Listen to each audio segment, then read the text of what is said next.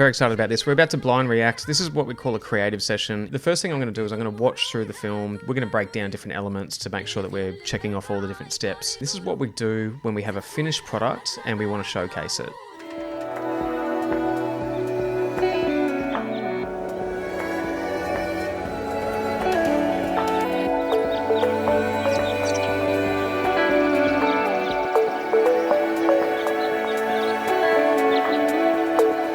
Have I got the best shot selected? Is there anything better? Sean and Reese have done a phenomenal job of picking out the very best moments. So one way that we can go back and we can check just to make sure we haven't missed anything, I like to have a look at the original shots that we got. What a difference too. You can see here with the original shot, say this one. This is the kind of difference that people don't see from beginning to end. So as we work step number one, we're looking for shots that don't quite suit the overall production and storyline. What is not right? You can see Guy sitting down here. You can see this hose, I believe it could be, running through the shot, and the air conditioning unit here. We need to switch it out for some other options potentially. I believe shot selection, it's always about trying your best to remove anything that takes you out of the story versus immersing you in the story. This balcony shot was our replacement, but I'm just wondering if maybe we can crop it or do something to not have the lines in here. Can we crop? Done. So the cutting of the footage and the shot selection is on point, and we've got replacements for anything that's not right. Number two is editing the audio and the music. Does it build up? Does it have an arc and an impact? Is there a resolution to the piece of music? Most importantly, does it enhance the edit? Sometimes we need it slower, sometimes we need it faster. Have I matched the tone of the edit? All I'm going to do just quickly, I'm going to go to the start of the film, check and see what the vibe's like. I'll go to the drop, check and see what the vibe's like, and I'll also come to the end of the film and see what that's like. If you have a 2-minute film but it feels like it's longer, then go and look at your music. That's one thing. Go and look at your shot selection. Those two things alone, these first two steps, make a big difference to how a piece of content feels when you're watching it. And what you want to end up with at the end of it is a piece of content that goes for 2 minutes but it feels like it was only 30 seconds.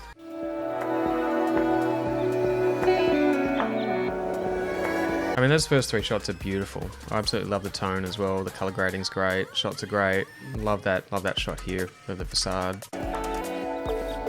Nice little close up there.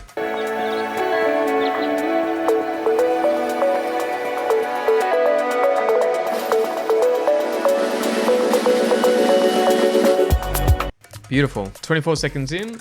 Off we go, and it's a great little build up this section as well. So I'm loving that. Into the drop. Tend to find about 3/4 through that sometimes that's where things lag a little bit. So let's jump forward to 50 seconds.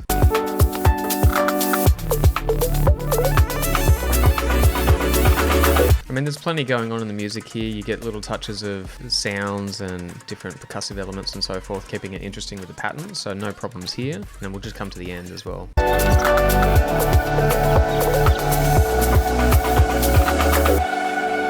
Move this to the beginning of the backyard sequence because I want to keep it sort of a little bit mysterious at this intro sort of section. And it's a beautiful top-down shot that we haven't used. I love those shadows, that's cool. Let's just see whether or not this can be inserted somewhere as well. Now we're into the organising the footage. What's the storyline? Have I met the brief? Do I have creative freedom? So let's go back to central element. So have we got a good holistic covering of architectural design, interiors and amenity? I think we do. There's definitely a nice sort of mix of close-ups and different elements throughout. I'm pretty happy with that. I'd say yes. For this particular developer, they've included the assets that they want. They want to be able to use it on a website. They want to be able to use it on social media. They want to be able to use it on real estate portals, and they also want to use it for award submissions. That then dictates how we shoot. Do we want to shoot things with landscape and portrait in mind? Typically what you want to do when you've got to do one shoot and you need both options is you're going to try and center. So you see my nose is in the center of the frame. We've got our locations and the shots. I feel like this and this shot is missing, and we might have a slight challenge because I don't believe the gardens were completed quite to the level that we needed them to. All right, so I'd say pretty much all of the brief has been met bar one section, but I also want to address that we have some responsibility here to at least try and get those angles. So I'll have a chat with the team about this particular element to see what we can do. Plus, we're also going to have a chat to the client to see exactly how they want to tackle this problem. This gives you a little bit of insight into our post-production checklist and how we're using it against the actual final edit. As you've seen with the final edit, it's quite a beautiful presentation where we're keeping our methodology in mind to make important creative decisions and immerse you, the viewer, in that final product.